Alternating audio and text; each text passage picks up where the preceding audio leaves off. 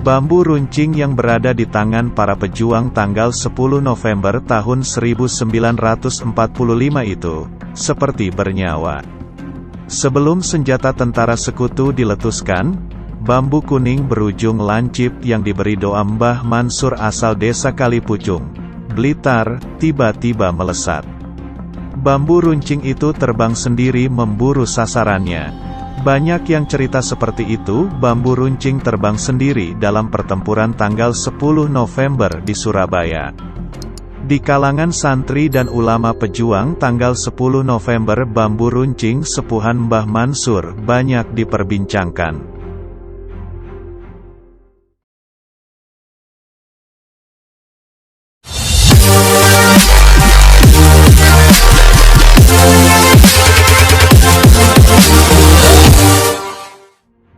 Perang melawan tentara Inggris dan Belanda yang hendak kembali menjajah Indonesia, dimulai pada akhir Oktober tahun 1945.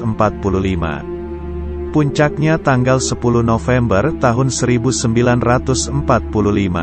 Inggris yang marah atas kematian Jenderal Malabi, seorang komandan militer Inggris, membombardir Surabaya hingga luluh lantak. Catatan merebut ruang kota. Aksi rakyat miskin kota Surabaya 1900 hingga 1960 menyebut, jumlah penduduk Surabaya yang pada tahun 1945 sebanyak 600.000 jiwa dalam waktu 10 bulan menyusut tajam.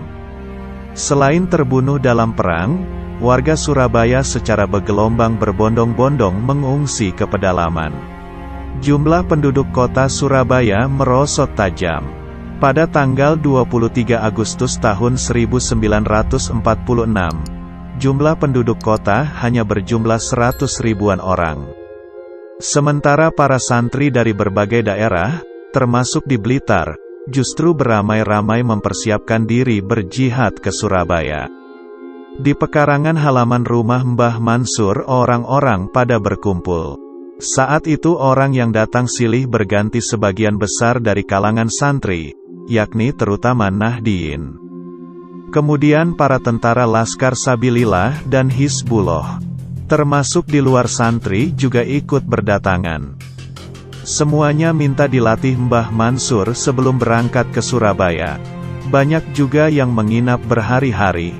Mbah Mansur adalah putra Mbah Abu Mansur, yakni salah seorang prajurit Pangeran Diponegoro yang pasca Perang Jawa 1825 hingga 1830. Menurut dari silsilah Mbah Mansur atau Mbah Abu Mansur merupakan keturunan Kiai Nur Iman alias Raden Mas Sandio, yakni terah Raja Mataram Islam yang mendirikan Pondok Pesantren Melangi, Sleman, Yogyakarta. Melangi konon berasal dari kata mulangi, yang berarti mengajar. Sebagai keturunan ulama pejuang, Mbah Mansur yang bernama kecil Yasin tersebut, banyak menghabiskan waktu di pondok pesantren. Di masa mudanya berpindah dari satu pondok ke pondok pesantren lain. Menurut fakta, Mbah Mansur merupakan santri Hadratus Syekh Kiai Haji Hashim Asy'ari Pondok Pesantren Tebu Ireng Jombang, atau kakek Kiai Haji Abdurrahman Wahid atau Gus Dur. Sebagai kiai sekaligus pejuang Laskar Sabilillah, Mbah Mansur terkenal memiliki kemampuan ilmu kanuragan, ilmu kesaktian yang tinggi. Tidak hanya soal ilmu kebal, mantra Mbah Mansur mampu menyulap bambu runcing menjadi senjata ampuh yang tidak kalah dengan kemutakhiran senjata sekutu. Yang dimantrai tidak hanya bambu runcing, tapi juga pedang, parang, golok dan senjata lainnya. Menurut ceritanya, bambu runcing yang hendak dimantrain hanya diikat menjadi satu dan digeletakkan di atas tanah. Sebagian besar berjenis bambu kuning dan bambu jabal. Di depan para santri pejuang, Mbah Mansur memanjatkan doa. Usai mengucap mantra, bibirnya meniup bambu runcing yang terikat menjadi satu tersebut. 3 kali tiupan, sambil para santri berdoa berjamaah dengan suara keras. Hasilnya dahsyat. Cerita dari mulut ke mulut yang didengar, bambu runcing asmaan Mbah Mansur seperti memiliki nyawa. Saat para pejuang berhadap-hadapan dengan tentara sekutu, bambu itu tiba-tiba bergetar, lalu terbang sendiri menyerang lawan. Sejumlah orang yang tanpa sengaja melangkahi tali yang diletakkan di atas tanah begitu saja, mendadak lemas dan pingsan. Kalau dinalar memang tidak masuk akal. Bambu runcing bisa mengalahkan senapan mesin. Sejak saat itu penggunaan senjata bambu runcing pertama kali adalah para pejuang santri asal Jawa Timur yang sebelumnya dilakukan di Parakan, Temanggung, dan berpindah ke Mbah Mansur Blitar. Tidak hanya pejuang santri Blitar dan sekitarnya, tapi seluruh daerah di Jawa Timur.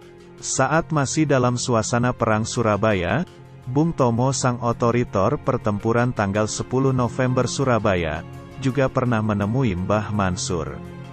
Mbah Mansur dikenal juga 3 kali terjun langsung ke medan pertempuran di Surabaya. Pada saat Belanda melancarkan agresi pertamanya, Mbah Mansur sempat dicari dan dikejar-kejar karena ketahuan sebagai penyepuh bambu runcing. Pada masa setelah kemerdekaan, Mbah Mansur aktif sebagai pengurus Partai Masyumi, mewakili unsur Nadalatul Ulama.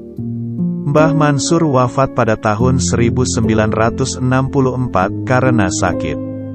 Kemudian juga pernah aktif di jajaran Dewan Syuro PKB Kabupaten Blitar. Mbah Mansur berharap kisah perjuangan merebut sekaligus mempertahankan kemerdekaan yang melibatkan kaum santri dan ulama, bisa menginspirasi generasi muda saat ini. Terutama generasi muda yang datang dari kalangan pondok pesantren.